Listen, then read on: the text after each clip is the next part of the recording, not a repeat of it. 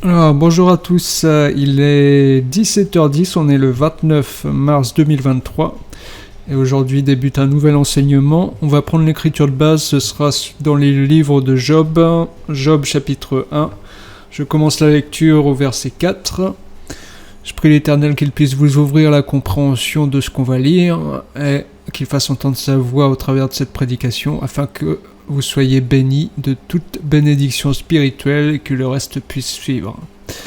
Donc, chapitre 1, verset 4 du livre de Job, on commence la lecture. Les fils de Job se rendaient visite les uns aux autres et organisaient chacun à tour de rôle un festin. Ils invitaient leurs 3 sœurs à manger et boire avec eux. Quand les jours de festin étaient passés, Job faisait venir ses fils pour les purifier. Il se levait de bon matin et offrait un holocauste pour chacun d'eux. En effet, il se disait, peut-être mes fils ont-ils péché, peut-être ont-ils offensé Dieu dans leur cœur. Voilà ce que faisait toujours Job. Un jour, les fils de Dieu vinrent se présenter devant l'Éternel et Satan vint aussi au milieu d'eux. L'Éternel dit à Satan, « D'où viens-tu » Satan répondit à l'Éternel de parcourir la terre et de m'y promener. L'Éternel dit à Satan, « As-tu remarqué mon serviteur Job ? Il n'y a personne comme lui sur la terre. C'est un homme intègre et droit, il craint Dieu et se détourne du mal. » Satan répondit à l'Éternel, « Est-ce de façon désintéressée que Job craint Dieu ? Ne l'as-tu pas entouré de sa protection, lui, sa famille et tout ce qui lui appartient ? Tu as béni le travail de ses mains et ses troupeaux couvrent le pays. Mais porte donc la main contre lui, touche à tout ce qui lui appartient et je suis sûr qu'il te maudira en face. » L'Éternel dit à Satan, « Voici tout ce qui lui appartient, je te le livre, seulement ne porte pas la main sur lui. » Satan se retira alors de la présence de l'Éternel.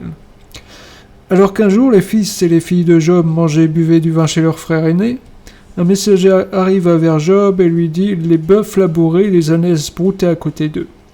Les Sabéens se sont jetés sur eux et les ont enlevés. Ils ont tué les serviteurs à coups d'épée et je suis le seul à avoir pu m'échapper pour t'en apporter la nouvelle. » Il parla encore lorsqu'un autre messager arriva et dit « La foudre est tombée du ciel, a embrasé les brebis et les serviteurs et les a dévorés. Je suis le seul à avoir pu m'échapper pour t'en apporter la nouvelle. » Il parla encore lorsqu'un autre messager arriva et dit « Des Chaldéens répartis en 3 bandes se sont précipités sur les chameaux et les ont enlevés. Ils ont tué les serviteurs à coups d'épée, je suis le seul à avoir pu m'échapper pour t'en apporter la nouvelle. » Il parla encore lorsqu'un autre messager arriva et dit « Pendant que tes fils et tes filles mangeaient et buvaient du vin chez leur frère aîné, un grand vent est venu depuis l'autre côté du désert et a frappé contre les 4 coins de la maison. Elle s'est écroulée sur les jeunes gens et ils sont morts. Je suis le seul à avoir pu m'échapper pour t'en apporter la nouvelle. » Job se leva alors, déchira son manteau et se rasa la tête. Puis il se jeta par terre, se prosterna et dit « C'est nu que je suis sorti du ventre de ma mère. » Et c'est nu que je repartirai. L'Éternel a donné, l'Éternel a repris, que le nom de l'Éternel soit béni. Dans tout cela, Job ne pécha pas. Il n'attribua rien d'inapproprié à Dieu. Alors, je lis le chapitre 2 et ensuite, je donne la prédication et l'explication de ces choses pour que vous soyez bénis. Donc, chapitre 2, verset 1. Un autre jour, les fils de Dieu vinrent se présenter devant l'Éternel, et Satan vint aussi au milieu d'eux pour se présenter devant l'Éternel.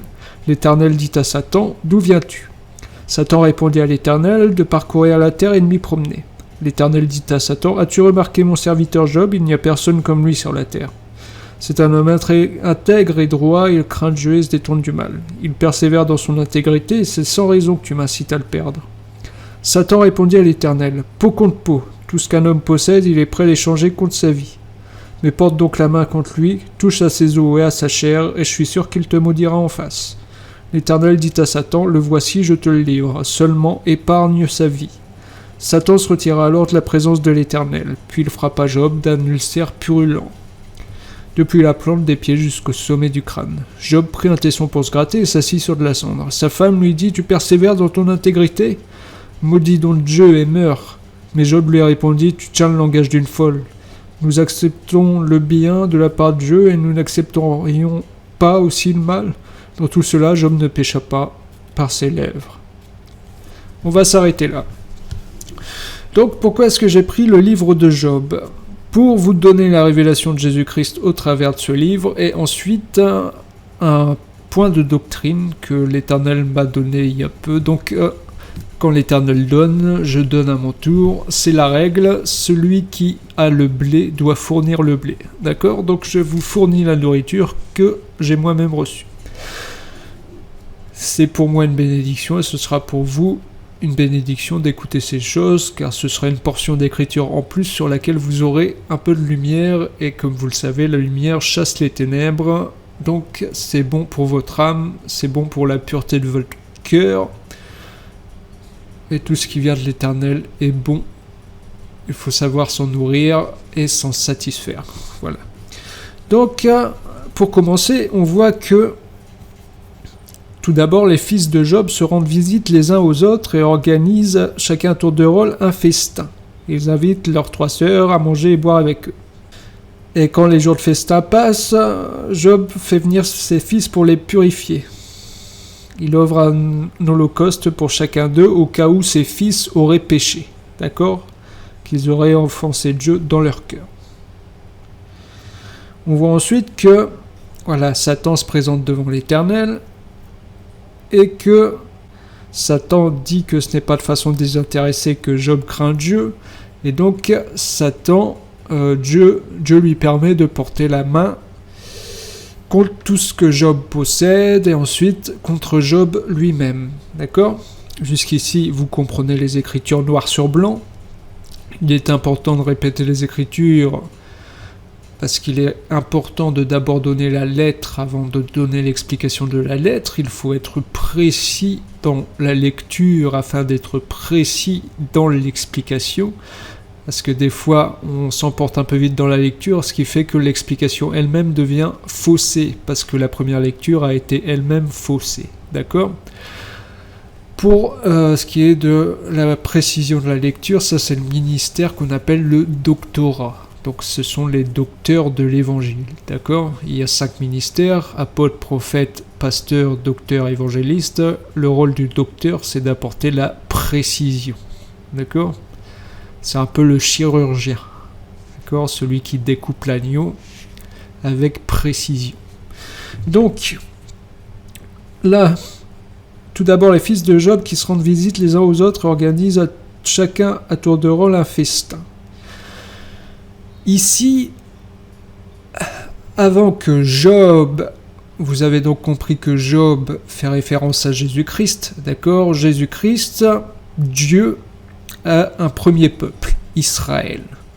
C'est une maison, d'accord? Parce que selon le livre de Jérémie, il y a 2 maisons, la maison d'Israël et la maison de Juda. Vous me direz, oui, mais Juda est en Israël, mais Dieu a séparé les 2 maisons. D'accord? Tout comme il met la séparation entre David et Saül. D'accord? Saül qui représente la maison d'Israël, et quand il y a séparation, David représente la maison de Juda, à qui appartient pour toujours la royauté, selon l'Écriture. Il y a eu donc une scission dans Israël. Juda d'un côté et Israël de l'autre. Maison d'Israël et maison de Juda. Ok? C'est aussi ce que représentent, comme l'indique Paul, les 2 femmes. Le mont Sinaï et le mont Sion. La Jérusalem d'en bas et la Jérusalem d'en haut. Israël et les nations. D'accord? Le peuple sous la loi et le peuple sous la grâce. Le peuple terrestre de Dieu et le peuple céleste de Dieu. Ici, dans cette dispensation, les fils de Job sont dans une première maison. D'accord? C'est avant que Job soit atteint par les fléaux que Dieu permet à Satan d'infliger à Job. D'accord? Avant l'œuvre de la croix, avant que Jésus-Christ soit atteint par tous les péchés du monde, afin de nous sauver, le premier peuple de Dieu, c'est Israël. D'accord? Ici, on voit que Dieu permet à Satan de frapper tout ce que Job possède. Or, la possession de Job, la possession de Dieu, avant l'œuvre de la croix, c'est Israël. Les fils de Job qui font des festins à tour de rôle, c'est ici les ministres de la loi. D'accord? Pourquoi on dit qu'ils font des festins à tour de rôle? Parce qu'un festin, c'est le fait d'avoir la nourriture. Et la vraie nourriture, ce n'est pas la nourriture physique, c'est la nourriture spirituelle.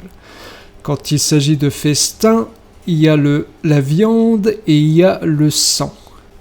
Or, c'est par le sang qu'est fixée une alliance. La première alliance a été fixée par le sang versé d'animaux, et la seconde alliance a été effectuée par le sang versé de Jésus-Christ. Ok ? Donc, le premier festin qu'organisent les fils de Job, c'est tout ce qui concerne la loi. D'accord ? En Israël, on se rassemble dans les synagogues pour faire des enseignements sur la loi de Moïse. Comme le dit, il me semble que c'est Paul, la loi est lue tous les sabbats dans les synagogues. Il y a donc des synagogues par-ci par-là où se rassemblent les juifs, et puis il y a le temple à Jérusalem où chacun se rassemble lors des fêtes de l'Éternel, et des choses ainsi. Ça, c'est le temps de la loi. Ici, les fils de Job qui organisent chacun à tour de rôle un festin, ça veut dire que c'est comme pour nous dans l'église, quand les ministres, quand le peuple se rassemble auprès des ministres qui sont des prédicateurs, les prédicateurs préparent la nourriture, c'est-à-dire ils sont en train de préparer les paroles qu'ils vont dire. Parce que le vrai pain descendu du ciel, comme le dit Jésus-Christ, « Je suis le pain descendu du ciel », or il est dit de Jésus qu'il est la parole de Dieu. Donc ce pain-là, c'est la parole de Dieu. Au temps de la loi, la parole de Dieu, le pain qui est donné, c'est la loi. D'accord ? La nourriture qui est donnée, les enseignements qui sont donnés conformément à la loi de Moïse. Et chaque année, il y a un sacrifice qui est effectué pour le pardon des fautes, l'expiation des péchés commis par le peuple. D'où le fait ici que il est dit que chaque matin, quand les jours de festin étaient passés, Job faisait venir ses fils pour les purifier et il offrait un holocauste, d'accord, pour la purification des péchés. Or, il est dit quelque part dans l'Écriture que les holocaustes, les offrandes offertes conformément à la loi, ne peuvent pas purifier du péché, parce que le sang d'animaux qui est versé ne peut en rien purifier quelqu'un du péché, d'accord ? Mais ces holocaustes étaient au contraire là pour rappeler le péché qui avait été commis. D'accord ? Donc ils ne purifiaient pas, mais ils rappelaient sans cesse le péché qui était commis par le peuple. Contrairement au sang de Christ, qui lui nous purifie. Pourquoi ? Parce que selon l'Écriture, le sang c'est la vie, et la vie c'est la lumière. D'accord ? Donc, quand Jésus-Christ dit à ses apôtres « Mangez ceci mon corps, buvez ceci mon sang », en leur présentant un pain physique et une coupe de vin physique, en réalité, comme l'a dit Jésus-Christ à ses apôtres, les paroles que je vous dis sont esprit et vie. Selon l'esprit, ce pain et ce sang, c'est la parole de Dieu. Comme je vous l'ai dit, le pain qui descend du ciel, c'est la parole qui descend du ciel, la parole céleste.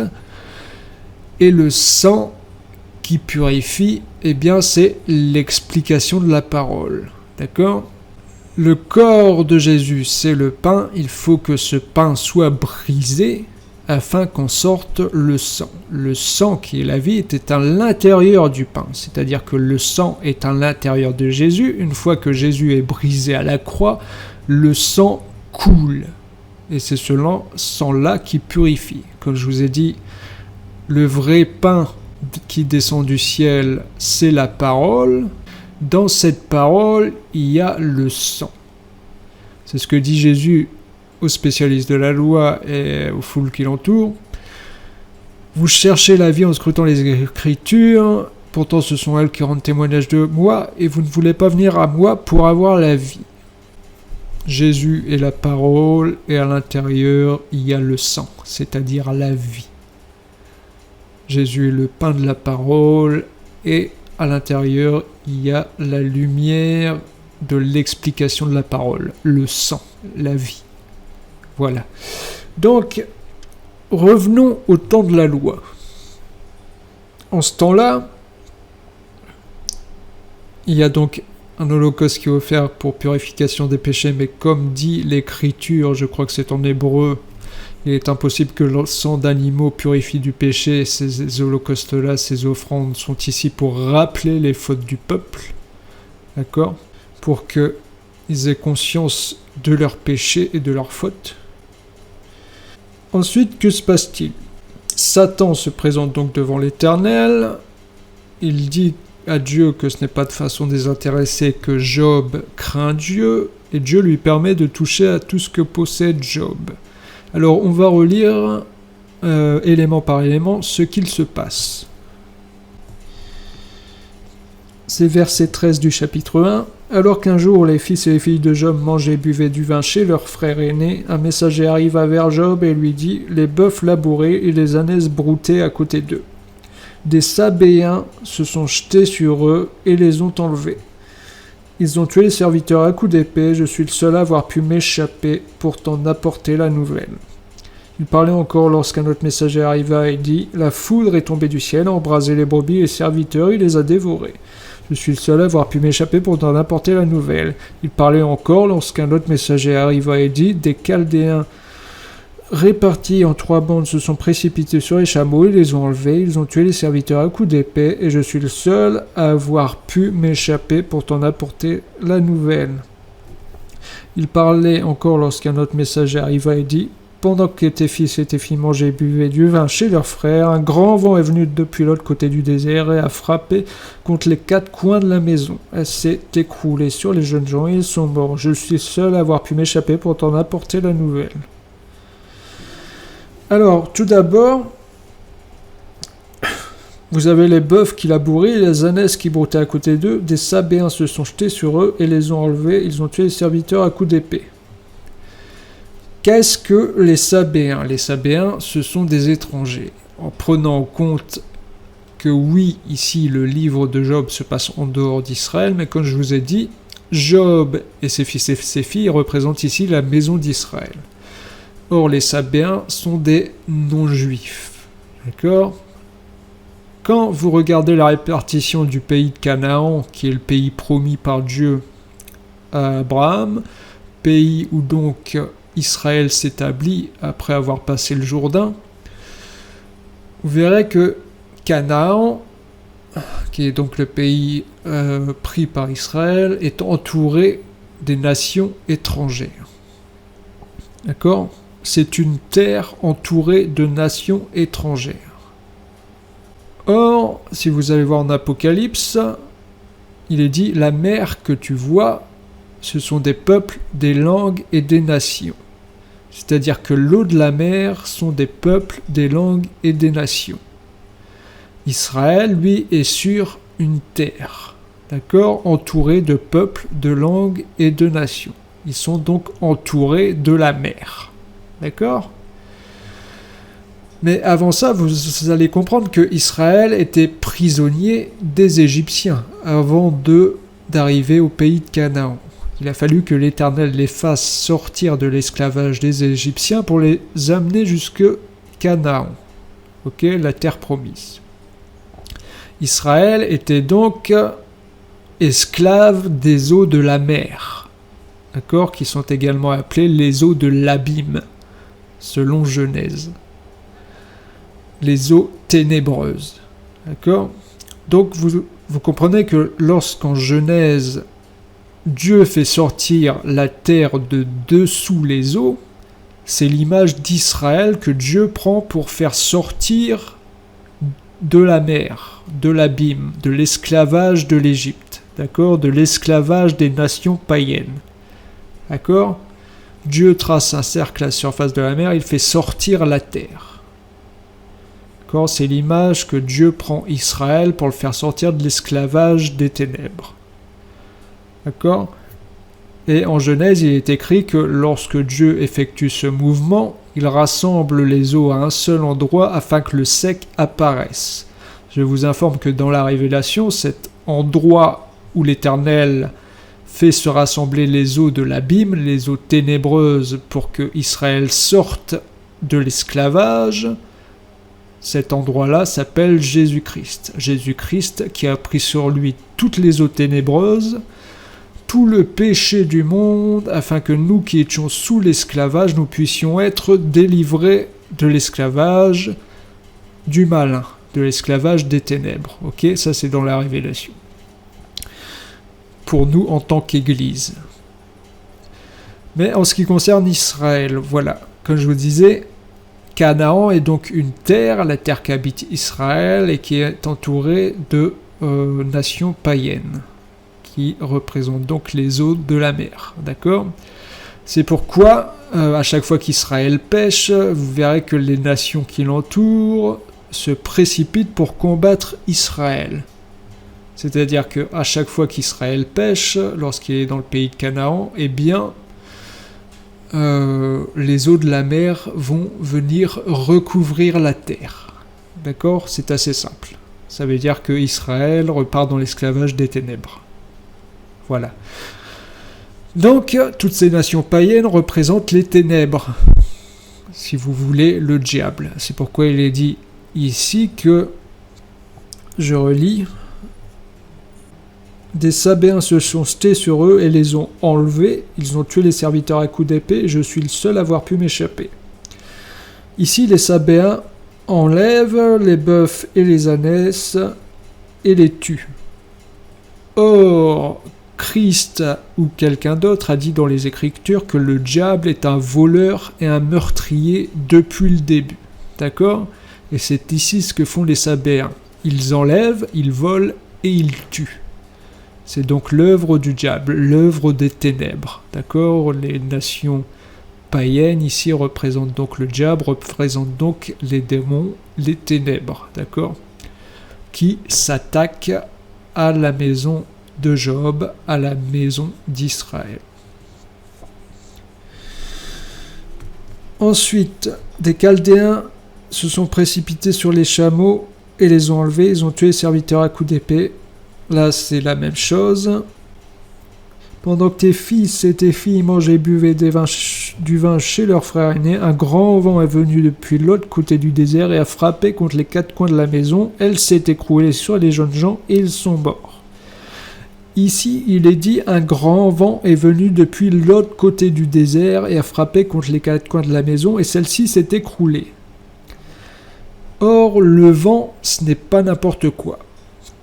Vous allez voir que lorsque Jésus-Christ dit à ses disciples, à ses apôtres, « Recevez l'Esprit Saint », il souffle sur ses apôtres. Pareil en Genèse, lorsque Dieu donne à Adam l'esprit de vie, il souffle dans les narines d'Adam pour qu'il reçoive l'esprit de vie.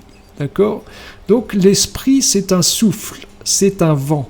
C'est pourquoi, lorsque les apôtres sont baptisés d'esprit, lors de la Pentecôte, il est écrit qu'un vent, je ne sais plus, je crois que c'est écrit un vent impétueux, pénètre dans le lieu où il se trouve et des langues de feu apparaissent. C'est donc la venue de l'esprit sur les apôtres. D'accord ?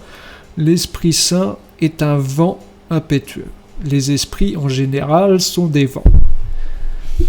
Pour confirmer ça, on va lire le psaume 104. Psaume 104, attendez.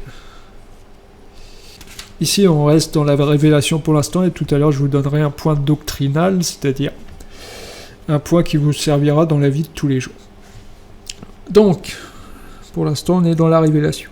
Alors, psaume 104, je commence au verset 3, mais ce qui nous intéresse, c'est au verset 4.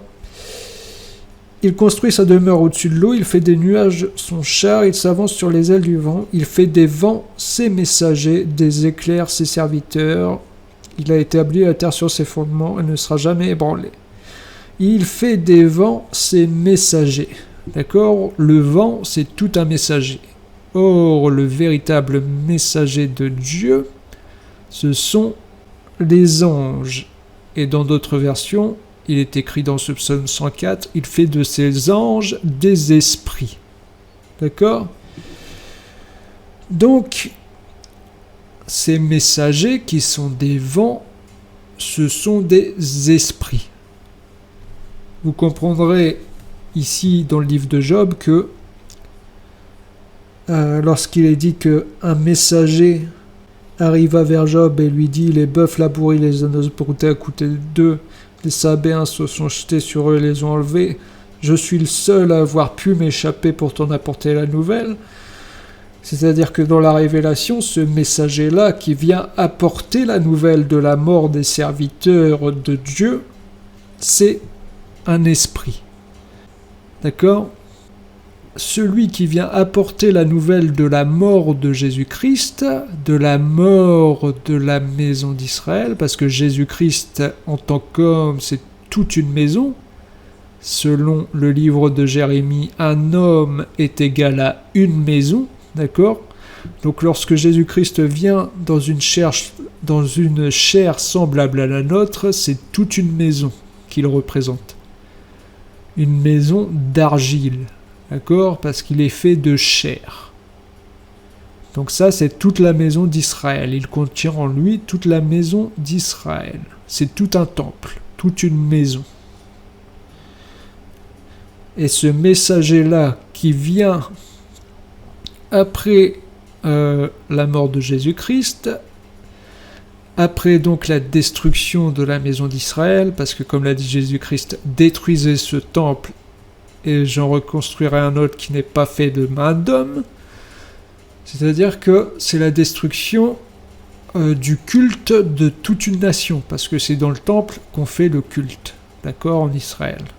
Donc lorsque Israël vend Jésus pour que par l'intermédiaire des Romains, il se fasse crucifier, c'est la destruction de tout un temple. C'est pourquoi aussi physiquement, vous verrez que plus tard, le véritable temple physique d'Israël a été aussi détruit par les Romains. C'est la répétition de la même action. Ils ont détruit Jésus-Christ, qui est le temple de Dieu, fait chair, au travers de la main de Pilate et des Romains, et Dieu répète la même action, c'est-à-dire que le véritable temple physique d'Israël a été détruit au travers de la main du peuple romain. C'est la même chose, d'accord ? Donc quand les Juifs vendent Jésus et demandent aux Romains de le crucifier, eh bien, c'est eux-mêmes qui ont décidé de la destruction de leur temple. D'accord ? Donc, la destruction de ce culte, afin que, comme le dit Jésus, détruisez ce temple et j'en reconstruirai un qui n'est pas fait de main d'homme. Et il me semble que c'est dans le livre d'Hébreux, l'auteur explique que quand il est dit quelque chose qui n'est pas fait de main d'homme, c'est-à-dire qui n'appartient pas à la création terrestre, mais qui appartient à la création céleste. C'est-à-dire que quand Jésus-Christ dit « détruisez ce temple et j'en rebâtirai un qui n'est pas fait de main d'homme », il dit que c'est ce temple terrestre, ce temple charnel qui est détruit, et lui va rebâtir un temple céleste, c'est-à-dire un corps céleste. Son corps de chair qui est un temple a été détruit et est remplacé par un autre temple qui est un temple céleste. D'accord ? Un corps céleste. D'accord ? C'est le corps ressuscité, le corps glorieux, qui est bien plus glorieux que le corps de chair qu'il a porté. Il est passé de gloire en gloire. D'un corps charnel à un corps céleste, un corps ressuscité. D'un temple terrestre à un temple céleste. D'accord ? C'est pourquoi il est dit que l'Église, elle, il me semble que c'est Paul qui nous dit « Vous êtes le temple de Dieu en esprit ». Ok ? Parce que c'est un temple céleste. Tandis que le corps de chair de Jésus, lui, représentait le culte d'Israël, le culte terrestre, le temple terrestre. D'accord ? Donc ici, revenons à ce qu'on disait. Donc là, on voit que les fils et les filles de Job mangeaient et buvaient du vin chez leur frère aîné, et un grand vent est venu depuis l'autre côté du désert, a frappé contre les quatre coins, et elle s'est écroulée, cette maison. D'accord ? Or, je vous ai dit que le corps de chair de Jésus, c'est toute une maison, c'est tout un temple. D'accord ? Et c'est ce temple-là qui s'écroule lorsqu'il est crucifié, lorsqu'il est vendu par les Juifs. Et comment s'écroule-t-il ? Il s'écroule en portant le péché du monde. C'est-à-dire que les vents viennent et font s'écrouler cette maison. De quel vent s'agit-il ? Il est écrit: un grand vent est venu depuis l'autre côté du désert. Or, le vent du désert, je vous ai dit que les vents sont des esprits.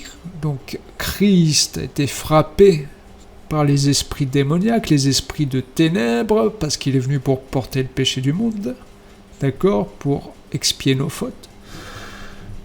Ce grand vent qui vient de l'autre côté du désert, pourquoi il est précisé qu'il vient de l'autre côté du désert ? Parce que comme Christ le dit, lorsque quelqu'un a été délivré et pêche de nouveau, les esprits qui sortent de cet homme s'en vont au désert. Et comme ils ne trouvent pas de lieu de repos dans ces lieux arides, ils se disent je vais retourner de là où je suis sorti. D'accord ? C'est là qu'ils prennent cet esprit plus mauvais qu'eux et reviennent habiter cette maison. Et l'état de l'homme est bien pire que son état de départ. D'accord ? C'est-à-dire que lorsque les démons sortent d'un homme, il est dit qu'ils partent dans les lieux arides, dans le désert. Donc ici, c'est ce grand vent qui vient du désert, c'est un vent démoniaque, parce que c'est là où se trouvent les démons. Les scorpions, les serpents, toute la puissance de l'ennemi se trouve dans le désert, dans les lieux arides, dans les lieux où il n'y a pas d'eau. Ok ? Parce que l'Esprit de Dieu est comparé à de l'eau. Donc, les lieux qui n'ont pas l'eau, c'est-à-dire qui n'ont pas la parole de Dieu en eux, qui n'ont pas l'explication de la parole de Dieu en eux, sont des lieux arides. Quelqu'un qui n'a pas l'Esprit de Dieu est un désert, d'accord ? Il meurt de soif, parce qu'il n'a pas la vraie eau qui donne la vie, d'accord ? Il n'a pas l'Esprit de Dieu qui donne la vie. C'est un lieu aride, un lieu propice à la puissance de l'ennemi, d'accord ? Donc, ici, il est dit que ce grand vent est venu depuis de l'autre côté du désert. Ce vent, ce grand vent, qui est donc un esprit, vient des lieux arides, parce que c'est un esprit démoniaque. Et il vient pour frapper contre les quatre coins de la maison. D'accord ? Et lorsqu'il frappe, cette maison-là, où se trouvent les fils et les filles de Job, s'effondre. D'accord ? Or, vous allez voir qu'en Matthieu 7, on va lire ce qui est écrit. Matthieu 7, verset 24. C'est pourquoi toute personne qui entend ces paroles que je dis et les met en pratique, je la comparais à un homme prudent qui a construit sa maison sur le rocher. La pluie est tombée, les torrents sont venus, les vents ont soufflé, sont déchaînés contre cette maison. Elle ne s'est pas écroulée parce qu'elle était fondée sur le rocher. Mais toute personne qui entend ces paroles que je dis et ne les met pas en pratique ressemblera à un fou qui a construit sa maison sur le sable. La pluie est tombée, les torrents sont venus, les vents ont soufflé, sont abattus sur cette maison, elle s'est écroulée et sa ruine a été grande. Donc là, en Matthieu 7, Jésus nous dit qu'il y a deux types de maisons. D'accord ? La maison qui est construite sur le sable, selon le livre de Job, correspond à la poussière, d'accord ? Et la maison qui est construite sur le rocher. Or, vous savez que Jésus-Christ dit tu es pierre et sur cette pierre je bâtirai mon église. Donc, l'église est la maison de Dieu construite sur le rocher, d'accord ? Tandis que Israël est la maison de Dieu construite sur le sable, sur la poussière, parce qu'en Ésaïe, il est dit que Israël est semblable au sable de la mer, d'accord ? Donc, Israël est comparé à du sable, et Israël a construit sa maison sur ce sable, sur sa propre sagesse, la sagesse qui vient de la loi, et non pas la sagesse qui vient de l'esprit. D'accord ? Israël étant la maison construite sur le sable, lorsque le grand vent vient du désert pour frapper la maison de Job, de ses fils et de ses filles, c'est-à-dire la maison d'Israël, qui est la première maison de Job, qui est la première maison de Dieu, eh bien cette maison s'écroule et sa ruine est grande. Pourquoi ? Parce qu'elle n'est pas bâtie sur le rocher. Ok ? Israël n'a pas encore avait la loi, mais n'a pas reçu l'esprit pour avoir l'explication de la loi. Sa maison était donc bâtie sur le sable, sur la poussière. D'accord ? Sur la compréhension charnelle de l'écriture et non sur la compréhension céleste de l'écriture. Israël, qui est donc la maison bâtie sur le sable, s'est écroulé lorsque le vent démoniaque a frappé. Or, je vous ai dit que la maison d'Israël correspond au corps de Christ lorsqu'il est dans la chair, tandis que l'Église correspond au corps de Christ en esprit. D'accord ?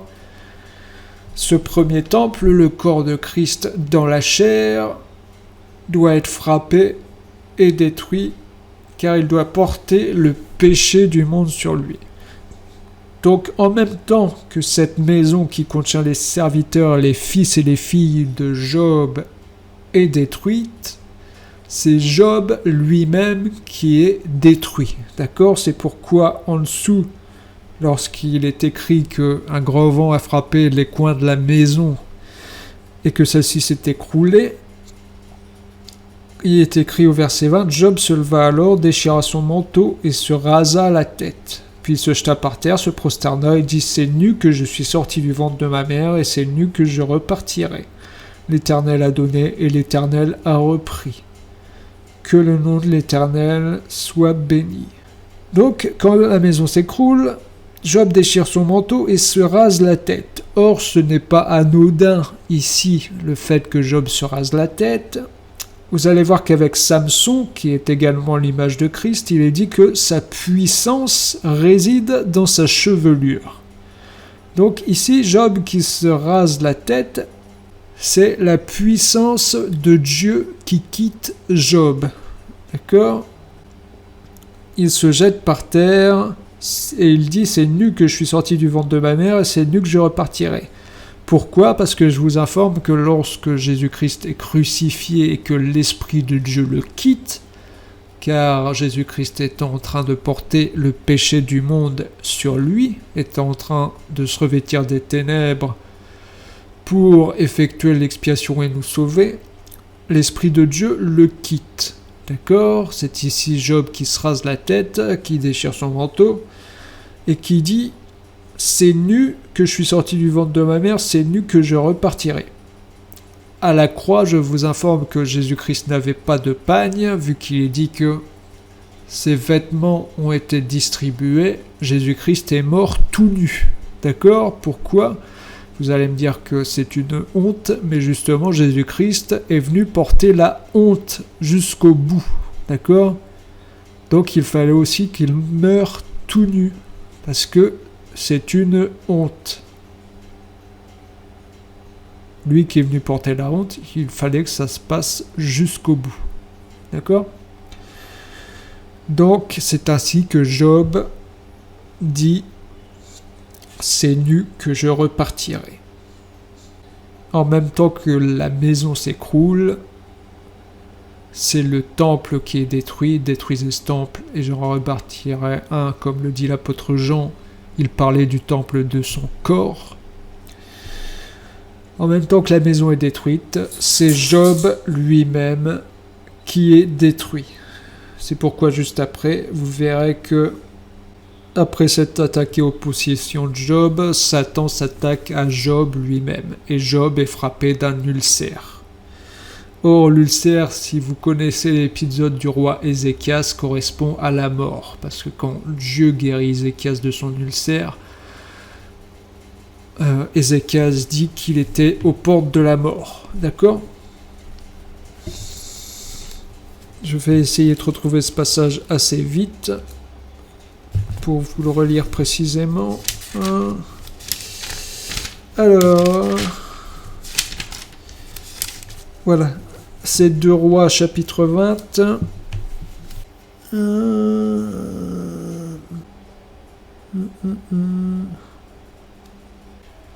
Voilà, on voit, et c'est peut-être en Ésaïe qu'il dit cela, mais ici on voit en 2 Rois chapitre 20 que quand Ézéchias est atteint d'un ulcère, attendez, je vais essayer de prendre Ésaïe plutôt, vu qu'il y a dans 2 Rois et il y a dans Ésaïe. Donc Ézéchias, attendez.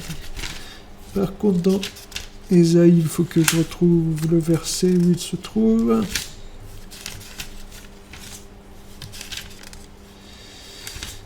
Alors,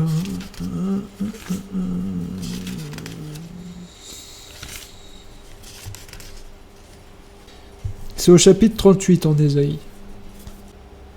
Ah, c'est donc dans Ésaïe qu'on a la suite. Dans 2 Rois, on n'a pas ce que dit Ézéchias après avoir été guéri, mais ici, dans Ésaïe chapitre 38, on a ce que dit Ézéchias après avoir été guéri. C'est pourquoi dans la Bible, il est important, parce qu'il y a parfois des passages qui sont répétés, c'est comme avec les livres de 1 Chronique et 2 Chroniques, vous avez des détails supplémentaires que vous n'avez pas dans les autres livres, qui pourtant racontent la même histoire. C'est pareil avec les évangiles. Vous verrez qu'il y a les mêmes histoires, mais dans les chapitres, ça diffère d'un livre à l'autre. Et vous avez certains détails que vous n'avez pas, et parfois vous avez même des détails qui ont l'air de se contredire, mais en réalité, ils sont là à but pédagogique, c'est-à-dire que ces détails donnent des révélations différentes. C'est pourquoi ils sont là et qu'ils sont différents, d'accord ? Donc ici, je prends en Ésaïe, voici ce que dit Ézéchias après sa guérison de l'ulcère. Je disais, au beau milieu de mon existence, je dois passer par les portes du séjour des morts, je suis privé du reste de mes années. D'accord ? Donc ici, Ézéchias qui est atteint d'ulcère, ça veut dire qu'il est atteint par la mort. D'accord ? Parce que l'ulcère correspond à la mort. Ézéchias, parce qu'il est atteint d'un ulcère, doit passer par les portes du séjour des morts. Donc ici on comprend quoi ? On comprend que dans le livre de Job, lorsque Job est atteint d'un ulcère frappé par Satan, ça veut dire que Job est atteint par la mort. D'accord ? Or, comme je vous ai dit, Job représente Jésus-Christ. Dans son corps de chair représente toute une maison, la maison d'Israël, qui doit être frappée, anéantie, pour nous sauver et pour qu'un autre peuple prenne place dans la grâce, l'Église. Donc ici, Job atteint par l'ulcère, c'est que Job est atteint par la mort. Ok, tout comme notre Seigneur Jésus-Christ a été atteint par la mort afin que nous obtenions grâce. Quand Job est atteint par l'ulcère, donc par la mort, sa femme lui dit « Tu persévères dans ton intégrité, maudis donc Dieu et meurs. » Mais Job lui répond « Tu tiens le langage d'une folle, nous acceptons le bien de la part de Dieu et nous n'accepterions pas aussi le mal. » Ici, la femme de Job le pousse à maudire Dieu. Or, Paul nous dit que le mari doit prendre soin de sa femme comme de son propre corps, c'est-à-dire que la femme est la chair de l'homme. Ici, quand la femme de Job le pousse à maudire Dieu, c'est la chair de Job qui le pousse à maudire Dieu. D'accord ? Et naturellement, vous allez voir que c'est le cas. Lorsque vous êtes atteint d'une maladie, que vous croyez en Dieu, bon, je parle ici pour les gens qui n'ont pas une telle foi que nous les croyants, qui n'ont pas la révélation et toutes ces choses, ils se découragent facilement. Ok ? Et parfois, chez les non-croyants aussi, je dis, leur chair les pousse à maudire Dieu. Ça, c'est la femme qui pousse Job à maudire Dieu. D'accord ? C'est pourquoi l'Écriture dit aussi que la sagesse humaine, la sagesse de la chair est une folie devant Dieu, et que la sagesse de Dieu est une folie pour les hommes. D'accord ? C'est pourquoi ici Job dit à sa femme « Tu tiens le langage d'une folle », parce que le langage de la chair, c'est une folie pour Dieu. D'accord ? J'espère que c'est bien compris. Donc là, dans cette première partie du livre de Job, vous avez donc l'effondrement de la maison d'Israël, maison qui est construite sur le sable, dans la poussière, et qui s'effondre lorsque le vent vient, lorsque la persécution vient, lorsque les esprits mauvais s'attaquent à elle, lorsque le diable vient pour égorger et détruire. Ok ? Tandis que la maison posée sur le rocher, qui est aujourd'hui nous qui sommes l'Église, qui sommes bâtis sur la foi et non pas sur la loi, sur la grâce et non pas sur la malédiction de la loi, quand le vent vient, parce que nous avons cette grâce, parce que nous sommes fortifiés, non pas par la lecture de la loi, mais par l'esprit de grâce qui est en nous, que nous sommes fortifiés par l'esprit, la pensée de la lettre et non plus la lettre. Lorsque les vents viennent, lorsque les difficultés viennent, lorsque l'ennemi s'attaque à nous, nous sommes une maison bâtie sur le rocher, nous ne nous effondrons pas. D'accord ? Personne ne peut rien contre Dieu lorsque Dieu est esprit. D'accord ? Et nous sommes le temple de Dieu en esprit. Nous formons son corps non plus terrestre et charnel, mais son corps spirituel. Tandis que lorsque Jésus-Christ vient dans une chair, son corps, c'est la maison d'Israël. Et ce corps, ce temple, est détruit. Pour laisser place à un nouveau temple, le temple céleste, le corps céleste, que nous formons aujourd'hui. Le temple de Dieu en esprit. D'accord ? Lorsque Dieu est esprit, on ne peut rien contre lui. Par contre, lorsque Dieu est chair, c'est la faiblesse. Et il est périssable. D'accord ? Lorsque Dieu revêt la faiblesse, c'est pour être anéanti en vue que son sang coule et que nos péchés soient pardonnés.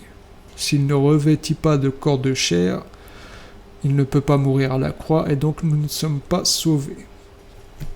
Il fallait que la destruction de ce temple-là s'opère. D'accord ? Afin de donner naissance à un temple qui lui est indestructible. Dieu esprit, Dieu contre qui personne ne peut rien. C'est pourquoi nous sommes une maison solide et que Christ dit les portes du séjour des morts ne prévaudront pas contre elle. D'accord ? Et que Paul dit votre vie est cachée dans les lieux célestes en Christ. Ok ? Notre vie est dans les lieux célestes. Personne ne peut rien contre nous. Nous sommes au-dessus de la puissance de l'ennemi. D'accord ?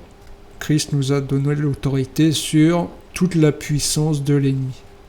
Nous dominons l'ennemi, pourvu que nous mettions en pratique sa parole et respections ses commandements. Personne ne peut rien contre nous.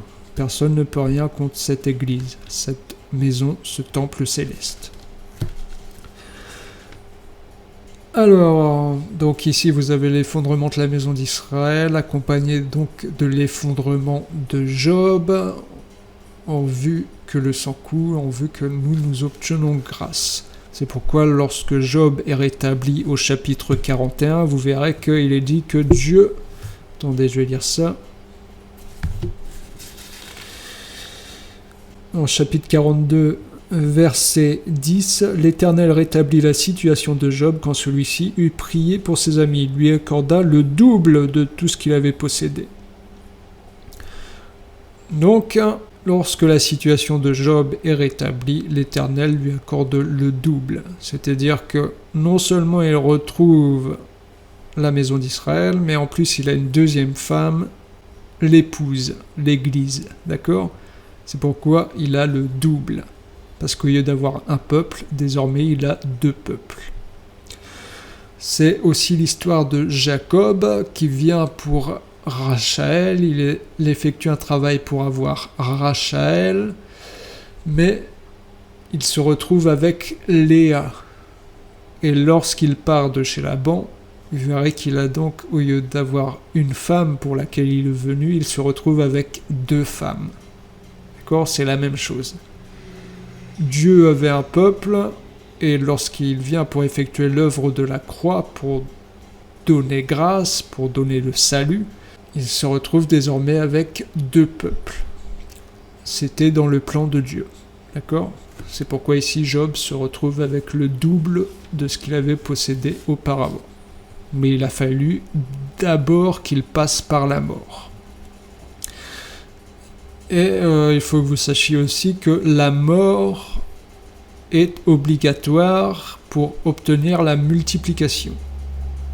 Adam a dû passer par la mort pour avoir sa femme. C'est-à-dire que il a fallu que Dieu endorme Adam, or dormir c'est mourir selon les Écritures, pour que la femme soit formée et qu'il puisse se multiplier.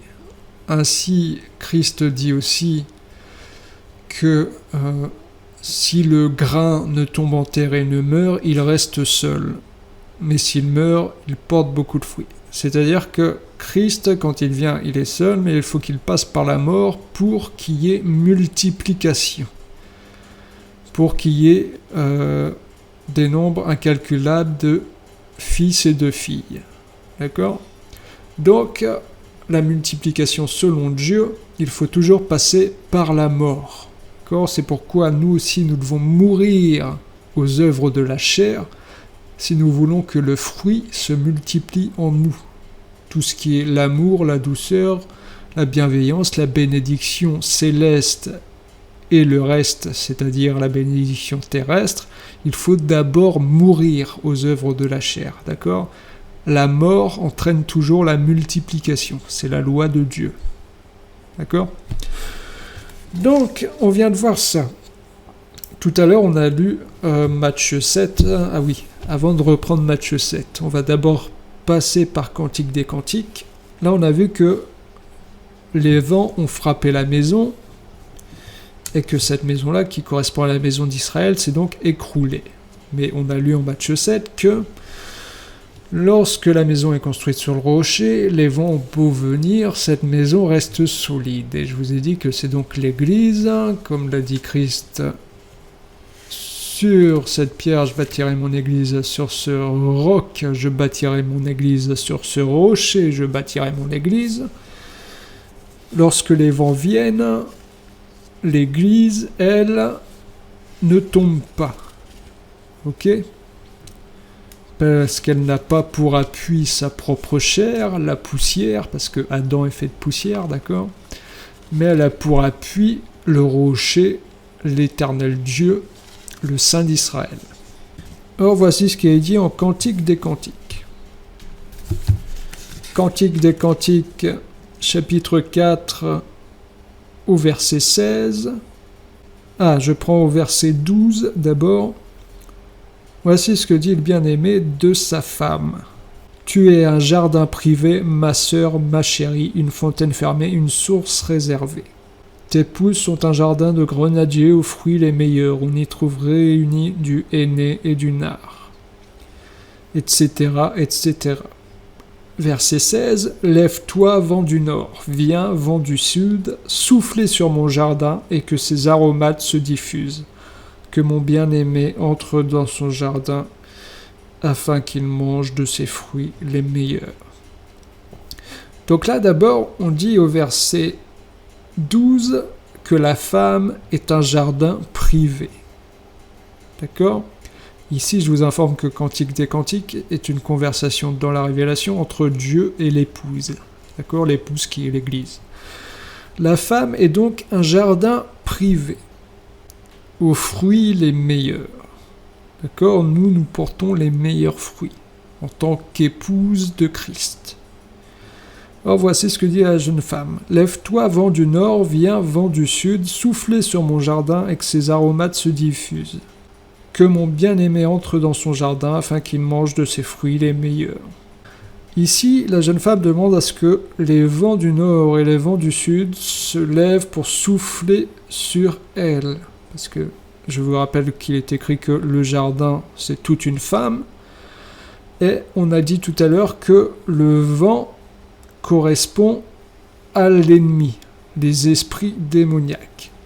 Ici, quand le vent vient, on sait tous que l'église qui est bâtie sur le rocher, les vents ont beau venir, cette église ne sera pas anéantie, cette maison ne s'effondrera pas. Mais ces vents qui viennent, ces attaques de l'ennemi permettent quoi? Elles permettent au jardin que ces aromates se diffusent. Ça veut dire quoi? Ça veut dire que nous, en tant qu'Église de Christ, lorsqu'il y a des difficultés, des persécutions, étant fortifiés par l'Esprit de Dieu, nous reposons sur le rocher d'Israël, c'est-à-dire le Dieu puissant.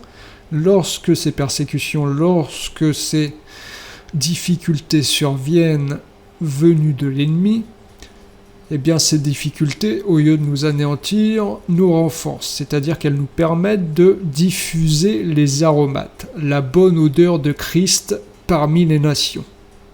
D'accord? Parce que selon, il me semble que c'est 1 Corinthiens ou 2 Corinthiens, le nom du bien-aimé, c'est tout un parfum.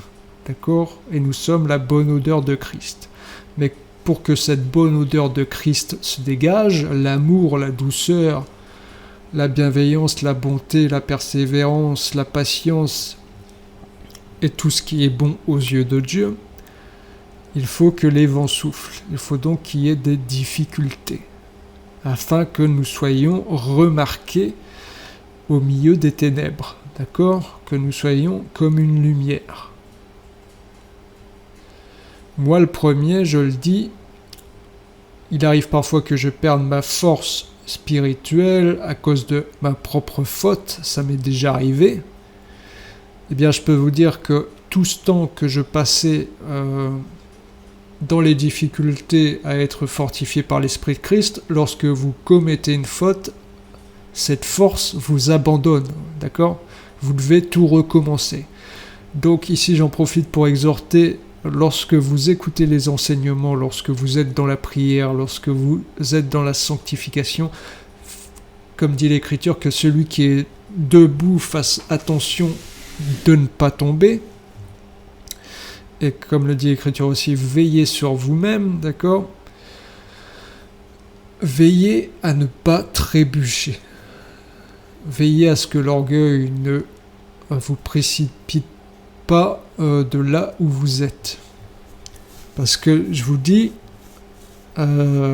lorsque l'Esprit de Christ, lorsque vous êtes dans la sanctification, vous êtes renforcé par l'Esprit de Christ, vous avez la force et l'Esprit est là pour vous donner la force d'être doux, d'être compatissant, d'être plein d'amour, malgré la méchanceté, malgré la douleur, malgré les difficultés qui vous entourent. L'Esprit de Dieu vous donne la force lorsque vous êtes plein d'esprit, lorsque vous faites ce qui est bien. Par contre, si vous faites ce qui est mal, ne serait-ce qu'une seule fois,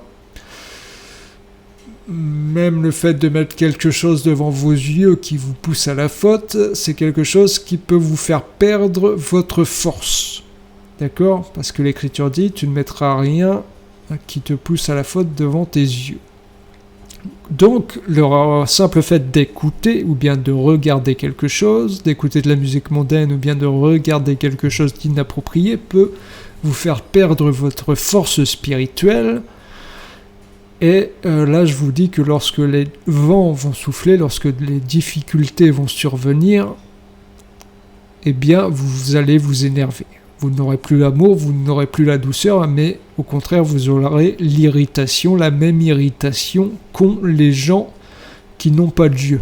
D'accord? C'est pourquoi j'exhorte à faire très attention, à mettre en pratique la parole de Dieu et à ne pas transgresser la loi spirituelle que Dieu a donnée. D'accord? Prenez garde à vous-même, prenez garde de toujours être dans ses voies, de toujours respecter sa parole, de ne pas dépasser les bornes qui ont été fixées par Dieu. C'est là où ça va m'amener en Matthieu 7, qu'on a lu tout à l'heure, concernant la maison qui est bâtie sur le sable et la maison qui est bâtie sur le rocher. Je vais prendre ici la chose un peu plus dans le détail. Donc je reprends l'écriture, Matthieu chapitre 7. Matthieu chapitre 7. c'est au verset 24. C'est pourquoi toute personne qui entend ces paroles que je dis et les met en pratique, je la compare à un homme prudent qui a construit sa maison sur le rocher. La pluie est tombée, les torrents sont venus, les vents ont soufflé et se sont déchaînés contre cette maison. Elle ne s'est pas écroulée parce qu'elle a été fondée sur le rocher. Mais toute personne qui entend ces paroles que je dis et ne les met pas en pratique ressemblera à un fou qui a construit sa maison sur le sable. La pluie est tombée, les torrents sont venus, les vents ont soufflé et se sont abattus sur cette maison. Elle s'est écroulée, sa ruine a été grande. Donc là, je vais prendre les choses différemment pour vous enseigner un point de doctrine, d'accord ? Qui vous servira toujours. Ici, on nous dit « Toute personne qui entend ces paroles que je dis et les met en pratique ressemble à un homme prudent qui a construit sa maison sur le rocher. » Et de l'autre côté, on nous dit « Toute personne qui entend ces paroles que je dis et ne les met pas en pratique ressemblera à un fou qui a construit sa maison sur le sable. » Or, comme je vous ai dit tout à l'heure, la maison construite sur le sable s'écroule, tandis que la maison construite sur le rocher résiste. Je vous ai dit tout à l'heure que la maison construite sur le sable, c'est la maison d'Israël, que la maison construite sur le rocher, c'est donc l'épouse, l'Église. Mais ici, je vais prendre cette écriture dans un autre sens. Parce qu'ici, quand on regarde bien, Christ dit « toute personne qui entend ces paroles et les met en pratique ». Et de l'autre côté, il dit « toute personne qui entend ces paroles et ne les met pas en pratique ». C'est-à-dire que des deux côtés, les personnes entendent les paroles. C'est-à-dire que les personnes ont l'oreille spirituelle. Comme il dit à ses disciples, vous aussi n'avez-vous pas, vous avez des oreilles pour ne pas entendre et des yeux pour ne pas voir, lorsque ses disciples ne comprennent pas les paraboles qu'il est en train de dire. C'est-à-dire que lorsque les disciples n'ont pas la révélation des Écritures, la révélation des paroles de Dieu, ils sont considérés comme des sourds et des aveugles. D'accord ? Tandis que lorsqu'ils ont la révélation de la parole de Dieu, ils sont considérés comme des gens qui voient et qui entendent. C'est-à-dire qu'ici, les deux personnes que Jésus cite, la personne qui entend les paroles et qui les met en pratique, et la personne qui entend les paroles et qui ne les met pas en pratique, concernent l'Église. Parce que tous les deux ont l'entente, ils ont l'oreille spirituelle pour comprendre les paroles spirituelles que sont en train de dire Jésus-Christ. D'accord ? Donc les deux ont l'entente. Ils ont l'esprit, ils ont l'oreille spirituelle. Or, ces personnes ont beau avoir l'esprit, beau avoir la compréhension spirituelle des choses, il y en a une qui met en pratique et il y en a une qui ne met pas en pratique. Or, vous verrez que celle qui met en pratique résistera, tandis que celle qui ne met pas en pratique ressemble à un fou qui a construit sa maison sur la poussière. Ça veut dire quoi ? Ça veut dire que ici, en tant que personnes qui avons l'esprit, nous devons de mettre en pratique la parole de Dieu. D'accord ? Et c'est lorsqu'on met en pratique la parole de Dieu, tous ces enseignements que vous écoutez, lorsque vous les mettez en pratique, eh bien, lorsque les vents surviendront, lorsque les difficultés surviendront, vous résisterez au mal. D'accord ? Et vous vaincrez le mal par le bien. Tandis que si, après tous les enseignements spirituels que vous écoutez, vous qui avez l'esprit, vous ne mettez pas en pratique la parole de Dieu, eh bien vous serez semblable à quelqu'un qui se confie non en Dieu, mais dans la chair. Et vous aurez beau avoir l'esprit et avoir la compréhension des paroles spirituelles que donne Dieu, eh bien, lorsque les difficultés surviendront, vous vous effondrerez. D'accord ? Parce que vous ne mettez pas en pratique. Vous avez l'entente spirituelle, mais vous ne mettez pas en pratique. C'est comme si vous vous confiez dans la chair. Et donc, lorsque les difficultés surviendront, vous allez vous effondrer. Et c'est ce point de doctrine-là que je veux vous enseigner. Vous aurez beau avoir des révélations, des enseignements, si vous ne mettez pas en pratique, vous ressemblerez à quelqu'un qui n'a pas l'esprit. Et lorsque les difficultés vont arriver, eh bien, ce sera pareil à si vous n'aviez pas l'esprit, à si vous n'aviez personne pour venir vous secourir. D'accord ? Donc, ne vous contentez pas d'écouter, mettez en pratique l'enseignement de Dieu, afin de résister les temps mauvais. Voilà, bon, je vais m'arrêter là.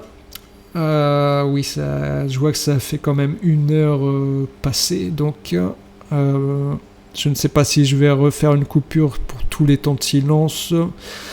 Donc, mais ça devrait atteindre les 1 heure quand même, donc on va s'arrêter là. Je prie Dieu pour qu'il, encore une fois, elle vous ouvre l'entente spirituelle et que cet enseignement soit gravé dans votre cœur, que vous vous en souveniez, afin que vous puissiez toujours vous souvenir qu'il faille que vous mettiez en pratique ce que vous écoutez et que vous ne vous contentiez pas d'écouter simplement, et que qu'il puisse toucher votre cœur afin que vous ayez toujours son amour dans votre cœur, sa douceur, sa patience, sa persévérance et tous les bons fruits qu'il nous met et qu'il nous donne à disposition dans nos cœurs afin que nous puissions nous aussi donner. Car on ne peut donner que ce que Dieu nous donne. Demandez l'amour, demandez la douceur, demandez la patience, la compassion, la persévérance, tout ce qui est bon aux yeux de Dieu, et il ne refusera pas cela à ses enfants parce que c'est selon sa volonté que vous demandez cela. Et comprenez bien que lorsque vous recevrez cela, tous ces bons fruits qu'il mettra à votre disposition pour que vous en jouissiez et que vous-même vous puissiez donner, comprenez bien que c'est uniquement par grâce, que ce n'est pas à cause de vous qu'il les donne, mais que c'est par grâce, d'accord ? Tout ce qu'il donne est par grâce, on ne le mérite pas. D'accord ? Gardez cela en tête, tout ce que Dieu donne, on ne le mérite pas, c'est uniquement par grâce qu'il le donne. Voilà. Donc, je vous dis à une prochaine fois, portez-vous bien, shalom à tous, que la paix et la grâce soient avec vous tous, que vous ayez une pleine paix et que l'Éternel vous restaure là où vous êtes malade, là où il y a des points ténébreux, là où il y a besoin de guérison. Je vous dis à une prochaine fois, à bientôt, soyez tous bénis, au revoir.